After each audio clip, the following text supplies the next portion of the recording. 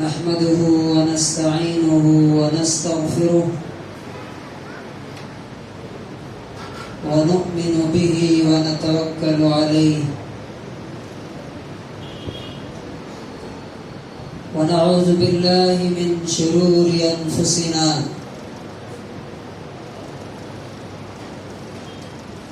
ومن سيئات أعمالنا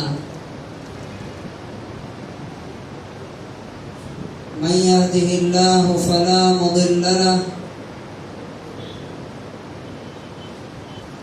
ومن يضلله فلا هادي له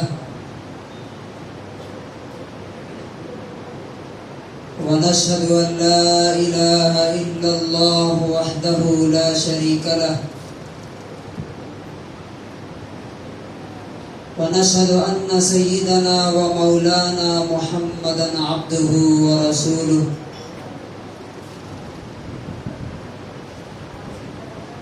أما بعد فأعوذ بالله من الشيطان الرجيم بسم الله الرحمن الرحيم يا أيها الذين آمنوا كتب عليكم الصيام كما كتب على الذين من قبلكم لعلكم تتقون وقال تبارك وتعالى وسارعوا إلى مغفرة من ربكم وجنة عرضها السماوات والأرض أعدت للمتقين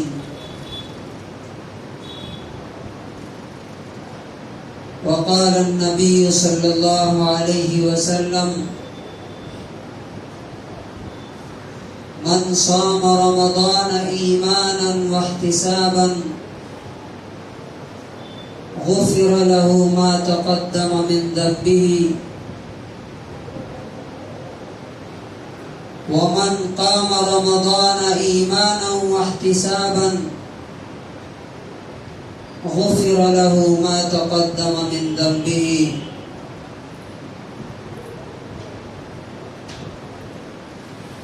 حضرات گرامی،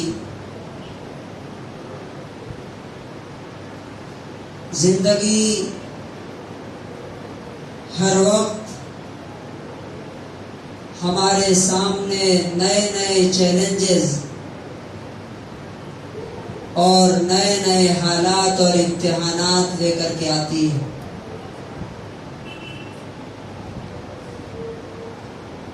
چونکہ ہماری اور آپ کی پوری زندگی امتحان ہے. هو الذی خلق الموت والحیات لیبلوکم ایکم احسن عملا. وہی ہے جس نے زندگی اور موت بنائی، اور اس موت اور زندگی کو پیدا کرنے کا ایک ہی مقصد ہے کہ وہ جاننا چاہتا ہے، پرکھنا چاہتا ہے، تمہارا ٹیسٹ لینا چاہتا ہے کہ تم میں سے کون بہتر پرفارمنس کرنے والا، بہتر عمل کرنے والا ہے.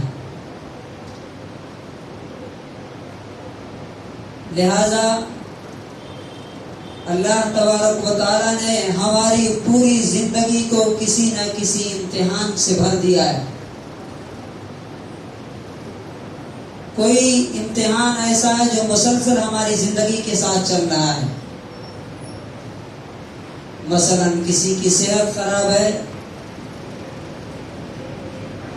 کسی کا کاروبار خراب ہے، کسی کی اولاد ٹھیک نہیں ہے، کوئی غیر موافق ماحول میں ہے، کسی کی اولاد کی صحت خراب ہے، کوئی اولاد سے محروم ہے، کوئی شادی کے بعد گھریلو زندگی کے امتحان میں ہے، اور کسی کی شادی نہیں ہوئی ہے تو وہ بھی امتحان میں ہے. جسے مال دیا گیا ہے وہ بھی امتحان میں ہے، اور جسے غربت ملی ہے وہ بھی امتحان میں ہے، جسے تخت اور کرسی اور پاور ملا ہے، عہدہ ملا ہے، وہ بھی امتحان میں ہے، اور جو مجبور ہے، مزدور ہے، محکوم ہے، وہ بھی امتحان میں ہے۔ اب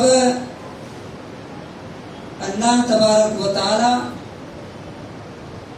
ہماری زندگی کو امتحان سے بھر کے یہ دیکھنا چاہتا ہے کہ میرا یہ بندہ اس امتحان میں کامیاب ہوتا ہے یا ناکام ہوتا ہے۔ انہی چیلنجز میں سے، انہی امتحانات میں سے ایک ہمارے سامنے رمضان المبارک کا مہینہ ہے۔ یہ بھی ہمارے لیے ایک امتحان ہے، ہمارے لیے آزمائش ہے۔ اللہ تبارک و تعالی یہ دیکھنا چاہتا ہے کہ میں نے جو اس مہینے کا مقصد متعین کیا ہے، میں جیسا چاہتا ہوں کہ میرے بندے اس طرح سے اس مہینے کا استقبال کریں، ویلکم کریں، اور اس طرح سے اس مہینے کو گزاریں۔ اس طرح سے آپ کرتے ہیں کہ نہیں، یہ مہینہ ہمارے امتحان کا آ رہا ہے۔ اللہ تبارک و تعالیٰ نے بنیادی طور پہ اس مہینے کے اندر ہمارے لیے دو چیزیں خاص طور سے، اور کچھ اور چیزیں ہیں جو اضافی طور پہ دیکھنا چاہتا ہے، ایڈیشنل دیکھنا چاہتا ہے۔ اس میں سب سے پہلی چیز ہے جس کا تذکرہ اللہ تبارک و تعالیٰ نے سورہ بقرہ کی آیت نمبر 183 میں فرمایا، یا ایھا الذین آمنو، اے ایمان والو۔ جو نہیں مانتے ہیں ان سے مطالبہ نہیں، ان سے ڈیمانڈ نہیں۔ تم مانتے ہو کہ تمہارا مالک تمہارا پروردگار ہے، تم مانتے ہو کہ یہ زندگی پرائمری نہیں ہے، یہ سیکنڈری ہے، تم نے یہ مانا ہے کہ مرنے کے بعد تمہیں خدا کے سامنے حاضر ہونا ہے، تم نے یہ تسلیم کیا ہے، تمہارا یہ یقین ہے کہ جنت بھی ہے اور جہنم بھی ہے، تو تم سے اللہ تبارک و تعالیٰ کہتا ہے کتب علیکم الصیام، تمہارے لیے روزے مسٹ ہیں، فرض کر دیے گئے۔ یہ اس مہینے کا پہلا امتحان، پہلا چیلنج ہے کہ آپ اس کو کیسا پورا کرتے ہیں۔ خوش دلی کے ساتھ بہت سے لوگوں کے چہرے اتر جاتے ہیں کہ رمضان آ رہا ہے، پتہ نہیں کیا ہوگا، روزہ کیسے گزرے گا، گرمی اتنی ہے، پیاس اتنی لگ رہی ہے، پتہ نہیں کیا ہوگا۔ تو جیسا آپ گمان کریں گے اللہ کے ساتھ، اسی طرح اللہ تعالیٰ آپ کے لیے حالات پیدا کر دے گا۔ ایمان والوں کا طرز عمل، ان کا بیہیویئر اس مہینے کے بارے میں کیا ہونا چاہیے کہ جیسے نبی پاک صلی اللہ علیہ وسلم صحابہ کرام کو خوشخبری دیتے تھے اور صحابہ کرام خوش ہو جاتے تھے کہ اللہ کی رحمتوں اور برکتوں سے بھرا ہوا مہینہ ہمارے سامنے آ رہا ہے۔ کیا اس طرح سے ہم رمضان کا استقبال کرتے ہیں یا مایوسی اور تکلیف اور پریشانی کے جذبات سے؟ پہلی چیز کہ روزے تمہارے اوپر فرض کیے گئے۔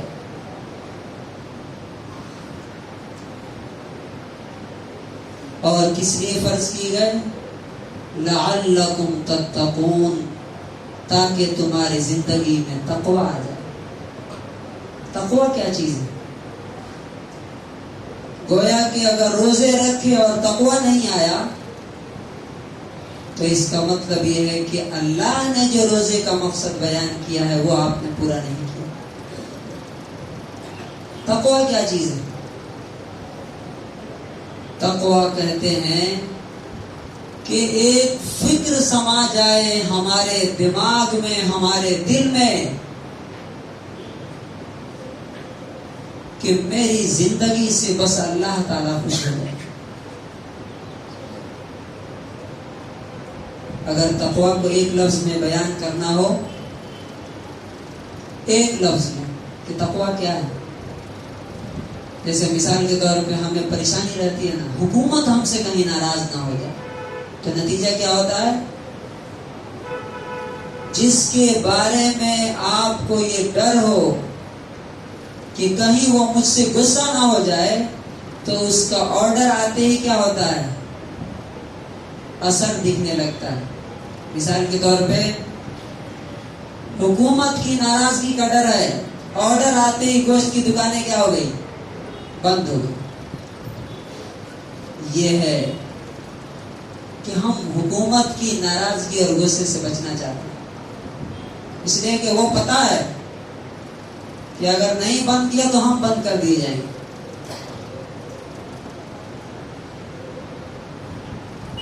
تقوی کیا ہے؟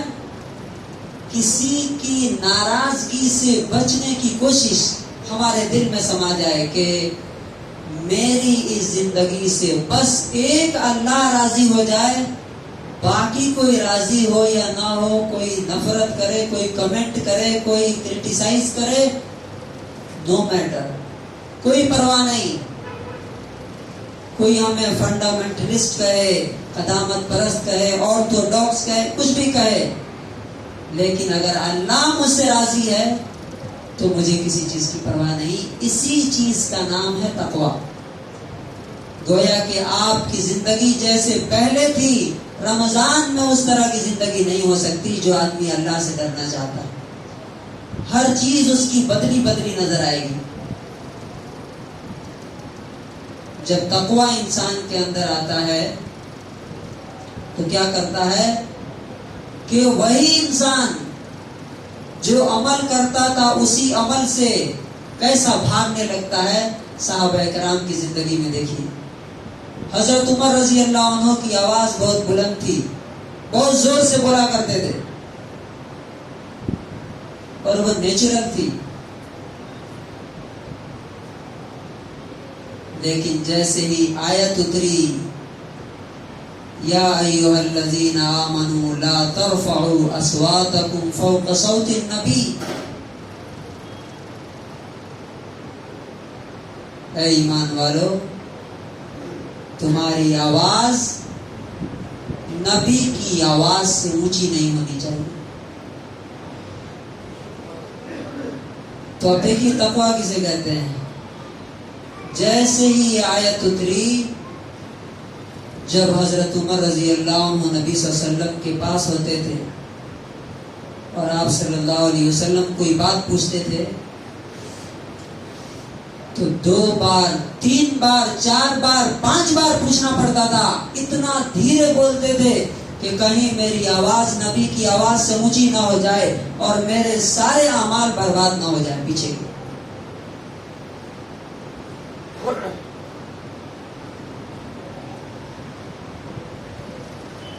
اسی طرح ایک اور انصاری صحابی، وہ تو گھر میں چھپ کر کے بیٹھ کے رونے لگے، نماز کو ہی نہیں آتے تھے۔ یہ آیت جب نازل ہوئی تو نبی صلی اللہ علیہ وسلم نے معلوم کرایا کیا بات ہے، کہا کہ اللہ کے رسول میری آواز تو اونچی ہے، آپ معلوم ہے نا، اور یہ آیت اتری، میرے تو سارے اعمال برباد ہو گئے۔ تو نبی صلی اللہ علیہ وسلم نے کہا کہ نہیں، تمہارے اعمال برباد نہیں ہوئے بلکہ تم جنتیوں میں سے۔ یہ ہے تقویٰ تو تقوی والے آدمی کی زندگی کا مقصد کیا ہو جاتا ہے کہ اس کی زندگی کا ایک ہی ٹارگیٹ، ایک ہی گول ہوتا ہے کہ میرا رب مجھ سے کیسے خوش ہو جائے، اسی فکر میں صبح شام دن رات وہ رہتا ہے. یہ ہے تقوی. اور جب تقوی آئے گا تو اللہ کا ہر حکم آسان ہو جائے گا. یہ نشانی ہے، یاد رکھیے. یعنی اگر آپ جاننا چاہیں کہ میرے اندر تقوی آیا کہ نہیں، تو اس کی پہلی پہچان یہ ہے کہ انسان کے لیے اللہ کا ہر حکم آسان ہو جاتا ہے. اور اس کی مثال کیا ہے قرآن کریم کے اندر؟ اللہ تعالیٰ کہتا ہے نماز کے بارے میں وَإِنَّهَا لَكَبِيرَةٌ إِلَّا عَلَى الْخَاشِعِينَ. نماز یقیناً مشکل ہے، لیکن کن لوگوں کے لیے مشکل نہیں ہے؟ جو اللہ سے ڈرتے ہیں. الَّذِينَ يَظُنُّونَ أَنَّهُمْ مُلَاقُو رَبِّهِمْ. جنہیں یقین ہے کہ انہیں اپنے رب کے سامنے جانا ہے. وَأَنَّهُمْ إِلَيْهِ رَاجِعُونَ. اور پلٹ کر کے اسی کے پاس جائیں گے. ان کے لیے نماز مشکل نہیں ہے. تو یہ ایک نماز کے بارے میں کہی گئی ہے، لیکن اس کو آپ زندگی کے ہر فیلڈ میں اپلائی کر سکتے ہیں کہ اگر اللہ کا حکم میرے لیے آسان لگتا ہے، چاہے وہ فجر کی نماز ہو، چاہے عشاء کی نماز ہو، یا کوئی حلال حرام کا معاملہ ہو، اگر آسان لگتا ہے تو میرے اندر تقویٰ ہے. اگر مشکل ہے، نہیں کر پاتے ہیں، تو اس کا مطلب یہ ہے کہ اللہ کا تقویٰ نہیں آیا ابھی. اور آخرت کے جتنے وعدے ہیں وَالْآخِرَةُ عِنْدَ رَبِّكَ لِلْمُتَّقِينَ، تیرے رب کے نزدیک آخرت تو صرف تقوی والوں کے لیے. دوسرے الفاظ میں اگر تقوی کا ڈیفینیشن اور تعریف جاننا چاہیں تو کیا ہے؟ جن باتوں کا اللہ نے حکم دیا ہے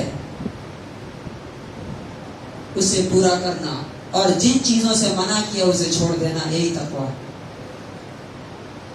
یہی اللہ کا ولی ہے، یہی متقی ہے، یہی پرہیزگار ہے، یہی جنتی ہے. تو رمضان کا روزہ جو شوق سے، رغبت سے، اللہ کی عظمت سے بھرے دل کے ساتھ رکھے گا، اس کے اندر اللہ کا تقویٰ ہے. اور جو نہیں رکھتا ہے، جو رمضان کے روزے نہیں رکھتے ہیں، ان کا کیا ہے؟ ایک حدیث ہے، ہم میں سے ہر آدمی اسے غور سے سنے. جو روزہ نہیں رکھتا اسے حدیث یہ سنائے. مسند احمد 2626، بہت آسان نمبر ہے، 2626. جو روزہ نہیں رکھتا اس کی سزا کیا ہے؟ نبی صلی اللہ علیہ وسلم فرماتے ہیں بینا انا نائم، ایک بار میں سویا ہوا تھا، اذ اتانی رجلانی، کہ میرے پاس دو لوگ آئے. اب یہ نبیوں کا خواب سچ ہوتا ہے، معلوم نا آپ کو؟ نبیوں کا خواب غلط نہیں ہوتا، وہ بھی نبوت کا حصہ ہے. کہا کہ میرے پاس دو لوگ آئے، فأخذ بضبعی، اور میرے دونوں بازو پکڑا، دونوں ہاتھ. فأتیا بی جبلا وعرا، مجھے لے کر کے ایک بہت اونچے پہاڑ کے پاس آئے. فقالا، اور کہا اسعد، چڑھیے اس پہ. قلت، میں نے کہا لا اطیق، میں نہیں چڑھ سکتا. کہا انا سنسہلہ لک، ہم مدد کرتے ہیں، آپ چڑھیے. نبی صلی اللہ علیہ وسلم کہتے ہیں اذا كنت فی سواء الجبل، جب میں پہاڑ کے بیچ میں پہنچا، اذا باصوات شدیدۃ، بڑی زور زور کی آواز، رونے کی، چیخنے کی، چلانے کی آنے لگی. قلت، میں نے پوچھا ما هذه الاصوات، یہ آوازیں کیسی ہیں؟ یہ چیخ پکار کیسی ہے؟ انہوں نے کہا ھذا عواء اہل النار، یہ جہنمیوں کی رونے کی اور ان کے چلانے کی آواز ہے۔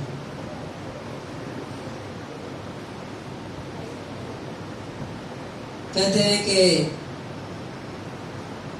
پھر میں نے دیکھا اذا انا بقوم معلقین بعراقیبہم، میں نے دیکھا کہ کچھ لوگ ہیں جن کے پیر اوپر کر کے ان کو ٹانگ دیا گیا، جیسے بکرے کو ذبح کرنے کے بعد الٹا لٹکا دیتے ہیں، اسی طرح سے ان کو الٹا لٹکا دیا گیا تھا، پیر اوپر سر نیچے، جہنم کے اندر۔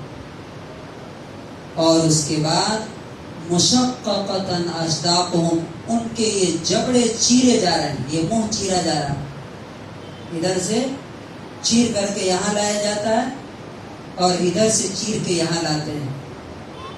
آپ کو معلوم ہے کہ انسان جب الٹا لٹکا ہے تو پورا بلڈ اس کے سر میں آ گیا، اور جب یہ چیرا جاتا ہے تو تیزی کے ساتھ خون نکلتا ہے، اور جو تکلیف ہوتی ہے وہی جان سکتا ہے جو اس کنڈیشن میں ہے۔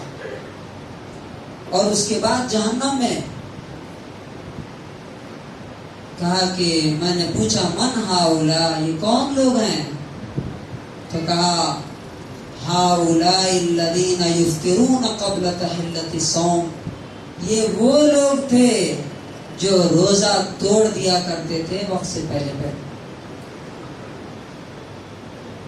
ہمارے بچے جوان ہو کر کے بالغ ہونے کے بعد بھی بہت سے گھروں میں نہیں رکھتے، بہت سے نوجوان نہیں رکھتے، اور سرے عام کھاتے پیتے ہیں۔ ان کو یہ حدیث سنائیے کہ وہ دن آنے والا ہے کہ جس دن تمہارے لیے خوشخبری ہے یہ کہ الٹا لٹکا کر کے اور بکری اور بکرے کی طرح، جانور کی طرح منہ چیر دیا جائے گا، اور تمہیں کوئی مدد کرنے کے لیے نہیں آئے گا۔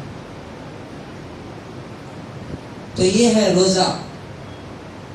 دوسری چیز ہے جس کے بارے میں خاص طور سے اس مہینے میں کہا گیا، وہ ہے قرآن کی تلاوت۔ اور قرآن کی تلاوت کب؟ رات میں اللہ کے سامنے کھڑے ہو کر کے۔ تو اصل میں تو یہ تہجد کے ٹائم میں ہے، لیکن جو ایسا نہیں کر سکتے ان کو تراویح میں سننا۔ اب تراویح کے بارے میں بحثیں کرنے کی ضرورت نہیں ہے، 8 ہے 20 ہے، اللہ نے فرض نہیں کیا اسے، روزہ فرض ہے، تراویح فرض نہیں ہے۔ پڑھیں گے تو 70 گنا زیادہ ثواب ملے گا، نہیں پڑھیں گے تو گناہ نہیں ہوگا۔ لیکن جو ان راتوں میں ان سے محروم رہا، کتنا بڑا محروم ہے وہ۔ لیکن اس سلسلے میں جو سب سے اہم بات ہے وہ یہ سمجھنے کی ہے کہ جب آپ اللہ کے سامنے قرآن سن رہے ہیں یا پڑھ رہے ہیں، کس حالت میں ہیں؟ اللہ تعالیٰ کی رحمت نازل ہو رہی ہے، اللہ تعالیٰ کی لعنت اور ملامت برس رہی ہے۔ آپ کو معلوم ہے بہت سے لوگ ایسے ہیں جو قرآن سنتے ہیں اور قرآن پڑھتے ہیں، لیکن قرآن ان پر لعنت کر رہا ہوتا ہے۔ یہ کون لوگ ہوتے ہیں؟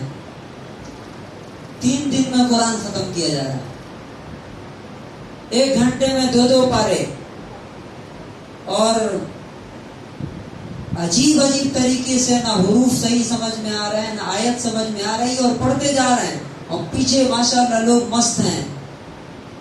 میں سمجھتا ہوں کہ یہ جو میں بات بول رہا ہوں اسے غور سے سنیے۔ اگر صحیح سے قرآن پڑھا جا رہا ہے وہاں آپ پڑھیے، نہیں پڑھا جا رہا ہے تو اکیلے گھر میں پڑھیے، کم سے کم اللہ کی لعنت تو مت جھیلیے۔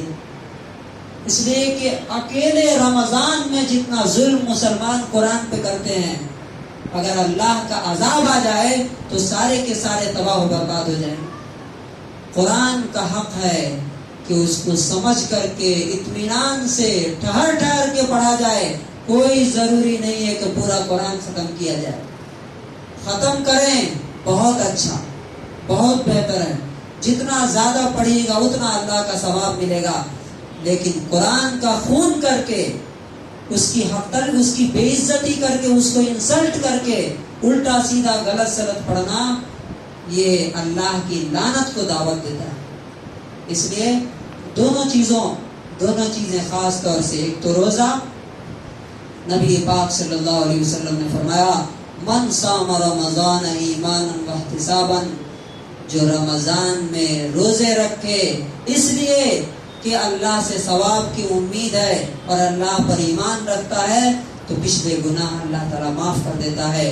اور جو رمضان کی راتوں میں اللہ کے سامنے کھڑا رہا، قرآن کی تلاوت کرتا ہے یا سنتا ہے اس نیت سے کہ اللہ تعالیٰ مجھے ثواب دے گا، تو اللہ تعالیٰ پچھلے تمام گناہوں کو معاف کر دے گا۔ لیکن اس کے ساتھ ساتھ آخری بات،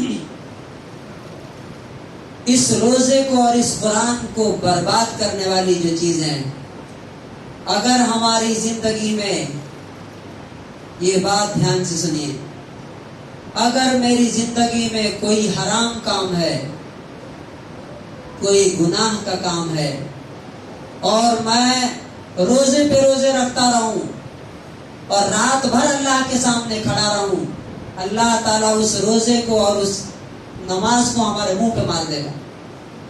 تو اس مہینے کا پہلا امتحان یہ ہے کہ ہماری زندگی میں جتنے گناہ ہیں سب ختم ہو جانے چاہیے، کوئی نافرمانی ہماری زندگی میں نہیں ہونی چاہیے، نہ اللہ سے متعلق نہ اس کے بندوں سے متعلق۔ اور دوسری چیز جو اللہ سے قریب کرنے والی چیزیں ہیں، نماز ہے، روزہ ہے، ذکر ہے، تلاوت ہے، استغفار ہے، دعا ہے، یہ ساری کی ساری چیزیں ہماری زندگی میں آنی چاہیے۔ اللہ تبارک و تعالیٰ سے دعا ہے کہ پروردگار عالم ہمیں اس رمضان المبارک کو اس طرح سے گزارنے کی توفیق نصیب فرمائے جس پر اس نے جنت اور مغفرت کا وعدہ کیا ہے۔ بارک اللہ لنا ولکم فی القرآن العظیم۔